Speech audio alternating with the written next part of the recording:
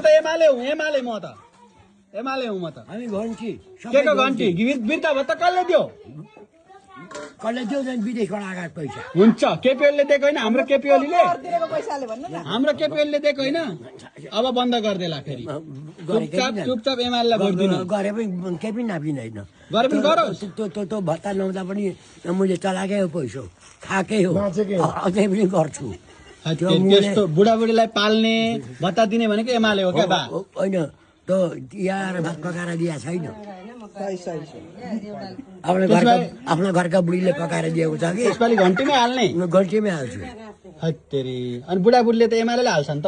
हाल्दैनन् अहिले चाहिँ हाल्दैनन् किन किन हाल्दैन विश्वास लिनुपर्छ किन चाहिँ हाल्दैन नि त अब किन हाल्दैन के गरेर एमाले एमाले सन्किएको काङ्ग्रेस नापिएको माओवादी खुल्किएको अनि